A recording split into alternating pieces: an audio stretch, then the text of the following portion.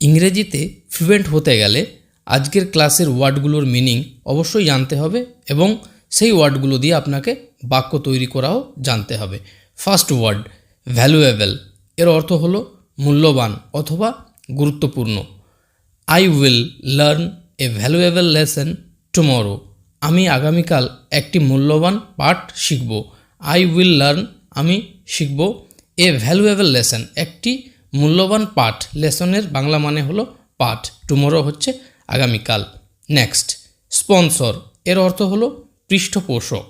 যেমন কোনো cricket match যদি হয় দেখবেন তাতে বিভিন্ন কোম্পানি স্পন্সরশিপ থাকে, অর্থাৎ সেই সমস্ত কোম্পানিগুলি টাকা দিয়ে খেলাটা পরিচালনা করে, বিনিময়ে তাদের অ্যাড দেখাতে হয়। We need to find another sponsor, আমাদের অন্য স্পন্সর খুঁজে বের করতে হবে। ফাইন্ড মানে খোঁজা, অ্যানাদার মানে অন্য, স্পন্সর মানে পৃষ্ঠপোষক।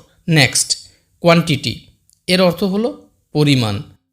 Quality is more important than quantity, গুণমান পরিমাণের চেয়ে বেশি গুরুত্বপূর্ণ। কোয়ালিটি হচ্ছে গুণমান আর কোয়ান্টিটি হচ্ছে পরিমাণ।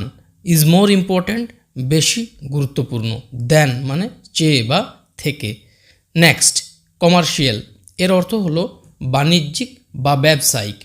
I want to buy a commercial vehicle, আমি একটি বাণিজ্যিক গাড়ি কিনতে চাই। তাহলে আই ওয়ান্ট আমি চাই, টু বাই কিনতে, এ কমার্শিয়াল ভেহিক্যাল একটি বাণিজ্যিক ভেহিক্যাল হচ্ছে গাড়ি। নেক্সট প্রপোজাল, এর অর্থ হলো প্রস্তাব। Could you please suggest me a proposal, আপনি কি আমাকে একটি প্রস্তাব দিতে পারেন। এখানে প্রপোজালের মানে প্রস্তাব আমরা আগেই বলেছি, সাজেস্ট অর্থাৎ দেওয়া, এখানে আমরা বলছি সাজেস্ট। নেক্সট ওয়ার্ড রিভেঞ্জ, এর অর্থ হলো প্রতিশোধ। One day I will get my revenge, একদিন আমি আমার প্রতিশোধ নেব।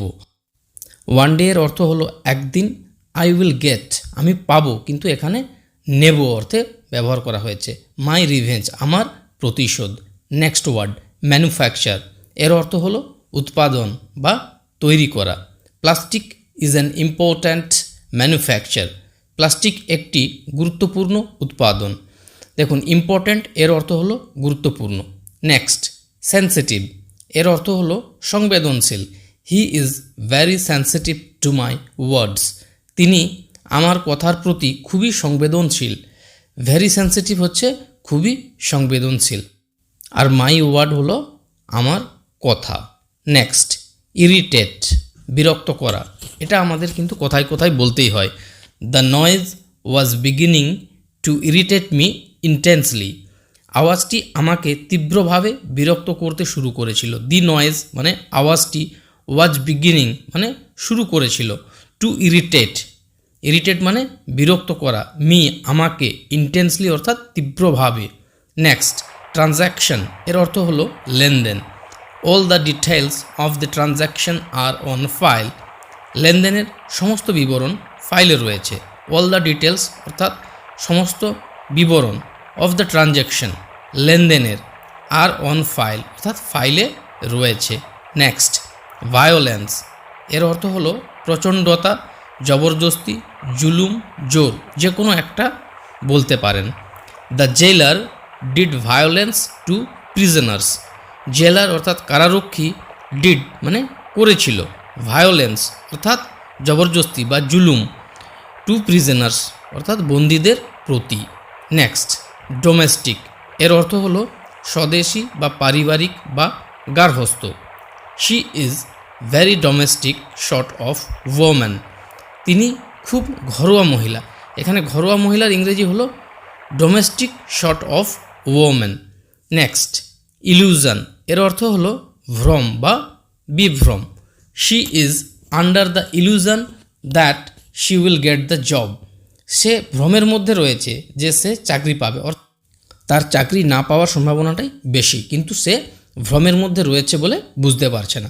নেক্সট ওয়ার্ড অ্যাকিউরেট, এর অর্থ হলো সঠিক বা যথাযথ। He has made an accurate measurement of my garden, তিনি আমার বাগানের সঠিক পরিমাপ করেছেন। তাহলে হি হ্যাজ মেড তিনি করেছেন, অ্যান অ্যাকিউরেট মেজারমেন্ট, অ্যাকিউরেট হচ্ছে সঠিক বা যথাযথ, মেজারমেন্ট হচ্ছে পরিমাপ, অফ মাই গার্ডেন অর্থাৎ আমার বাগানের। নেক্সট ওয়ার্ড সিমটম, এর অর্থ হলো উপসর্গ বা লক্ষণ। Fever is a symptom of many illness, জ্বর অনেক অসুস্থতার লক্ষণ। ফিভার এর বাংলা মানে হচ্ছে জ্বর, সিমটম হচ্ছে লক্ষণ, মেনি হচ্ছে অনেক, ইলনেস অর্থাৎ অসুস্থতা। নেক্সট ওয়ার্ড সিম্প্যাথি, এর অর্থ হলো সহানুভূতি বা সমবেদনা। I have much sympathy for you, তোমার প্রতি আমার অনেক সহানুভূতি আছে। আই হ্যাভ আমার আছে, মাচ সিম্প্যাথি অনেক সহানুভূতি, ফর ইউ তোমার জন্য। নেক্সট কমপ্লিকেটেড, এর অর্থ হলো জটিল। The games rules are too complicated, অর্থাৎ খেলাটির নিয়মগুলো খুবই জটিল। কোনো খেলা, সেই খেলা খেলতে গেলে অনেকগুলো নিয়ম রয়েছে, তো এখানে সেই নিয়মগুলি যে খুব জটিল তার কথাই বলা হয়েছে। নেক্সট কালপ্রিট, এর অর্থ হলো অপরাধী। Fortunately the culprit was arrested, সৌভাগ্যক্রমে অপরাধীকে গ্রেপ্তার করা হলো। কালপ্রিট হচ্ছে অপরাধী, ফরচুনেটলি হচ্ছে সৌভাগ্যক্রমে, অ্যারেস্টেড হচ্ছে গ্রেপ্তার করা হলো, অর্থাৎ এখানে পাস্ট যেহেতু আছে অ্যারেস্টেড তাই গ্রেপ্তার করা হয়েছে, এরকম অর্থে ব্যবহার করা হলো। নেক্সট ফ্যাবুলাস, এটা খুবই ইম্পর্ট্যান্ট ওয়ার্ড। এর অর্থ হলো অবিশ্বাস্য, চমৎকার বা প্রভূত। She looked absolutely fabulous in her dress, তাকে তার পোশাকে একেবারে চমৎকার লাগছিল। লুকড অর্থাৎ লাগছিল, অ্যাবসলিউটলি মানে একেবারে, ফ্যাবুলাস হচ্ছে চমৎকার, ইন হার ড্রেস তার পোশাকে। নেক্সট ওয়ার্ড এক্সিস্ট্যান্স, এর অর্থ হলো অস্তিত্ব। He does not believe in the existence of ghosts, তিনি ভূতের অস্তিত্বে বিশ্বাস করেন না।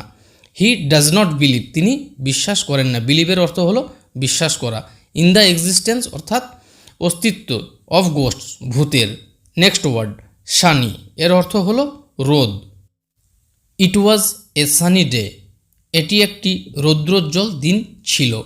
সানি ডে অর্থাৎ রৌদ্রোজ্জ্বল, অর্থাৎ যেদিন প্রচুর রোদ উঠে থাকে। নেক্সট ওয়ার্ড ক্লাউডি, এর অর্থ হলো মেঘলা। ইট ইজ ক্লাউডি টুডে, আজ মেঘলা।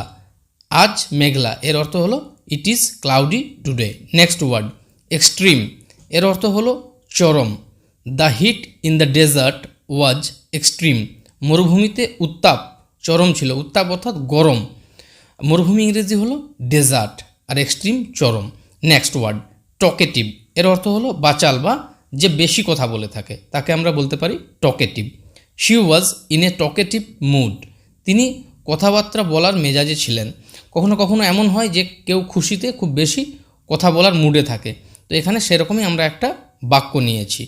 নেক্সট ডেয়ারিং, এর অর্থ হলো সাহসী।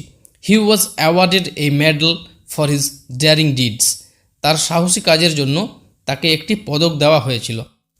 পদক দেওয়া হয়েছিল অর্থাৎ পদক দিয়ে তাকে পুরস্কৃত করা হয়েছিল। অ্যাওয়ার্ড হচ্ছে পুরস্কৃত করা, এখানে যেহেতু অ্যাওয়ার্ডেড আছে এটা পাস্ট তাই এটা পুরস্কৃত করা হয়েছিল।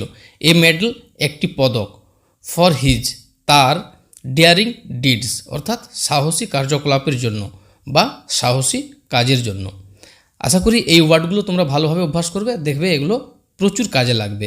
ক্লাসটি যদি ভালো লাগে তাহলে লাইক করবে এবং ভিডিওটি দেখার জন্য আপনাদের প্রত্যেককে অনেক ধন্যবাদ জানাই।